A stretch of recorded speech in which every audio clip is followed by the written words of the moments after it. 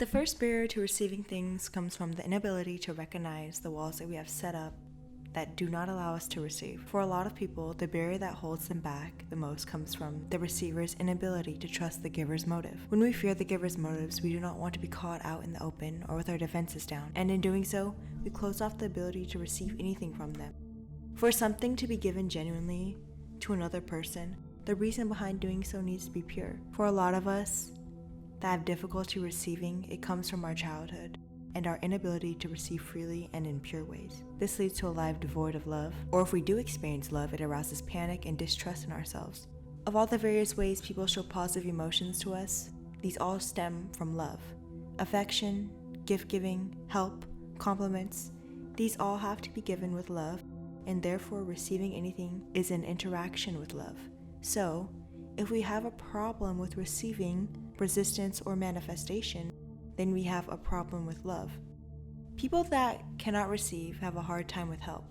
They don't ask for help, nor do they wish for help. They feel as if the world is against them, and that to achieve their goals they must struggle alone. Even if help is offered to these types of people, they swear that it is something to distrust. There are barriers that come up when receiving love that are common. The most common one is that people create barriers to receiving love because they believe that loving someone creates a vulnerability within themselves and gives the other person in the relationship power over them. This is because some people believe that love cannot come without strings attached. In essence, what is keeping the barrier between two people is often the idea that one of them is going to be in debt to the other and that love cannot be given unconditionally. Another common barrier that cuts you off from receiving love is if you feel as if you are unworthy of the love. When we feel anything other than love from our parents, for instance, we feel as if something was wrong with us. Because of not receiving unconditional love, we feel as if we are not good enough for somebody to love, or we are not good enough to expend energy and time to love someone else. What's worse is that people can cut themselves off from love because they feel as if they do not deserve love at all. This stems from the idea that you have to earn love. And if you receive it without working for it, you will be universally punished.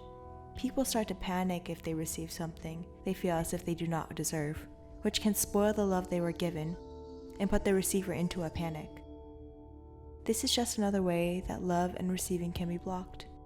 Love can be blocked simply by being humble enough to reciprocate the love. If you constantly feel as if someone has done something nice to you and you must pay it back in full or of equal measure, you will never feel this simple joy of receiving someone else's good meaning towards you. We have a barrier to love and receiving things if we feel as if we can lose the love. This essentially puts us in fear and makes us feel as if there is no way to make the right move, and that any response to the love given could potentially ruin it. Of course, that is a thing that is scary indeed, but it does not help you, the relationship you're in, or the other person, if you cannot simply accept the love that they are giving to you. When it comes down to it, to receive love, you have to start over and be completely transparent with yourself. Mixed motives are a possibility. It is possible to do something for someone because you like seeing them happy and you expect something in return. The next step to understanding why we don't receive things is to take a look at the things that we are turning away from. Ask yourself, how do I undermine love? And how do I turn away from receiving love and support from others? After we have come to some sort of understanding with ourselves about why is it that we cut ourselves off from love, we can then begin to hold on to it, receive it, and give it openly as well. This is all depending on if we can finally get the courage to face our fear of receiving. Opening the world of receiving love is the first steps to getting all the micro interactions of it. Now you can begin to foster affection, gifts, and other things that show love in its various forms. After you realize what love means to you in its purest form, you can now allow it into your being. Fully submerge yourself in love and in the feeling of it. This is the thing, this understanding of love is what is going to allow you to recognize pure love in the future. If you understand love and can sense it in its pure form and what it feels like specifically for you, you'll be able to search for this feeling again and know when you are dealing with a real form of love. Of course, not all love is given purely, and that's okay. It is up to you to interpret and understand what love means for your mind, body, and soul.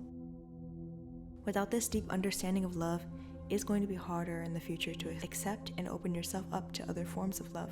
The last thing I want to mention is that a good way to know what love is and to be comfortable with receiving and giving love is to first do it with yourself. Develop a relationship with yourself that is transparent. Love and give to yourself unconditionally. Love and give to yourself conditionally. And explore how love and receiving make you feel.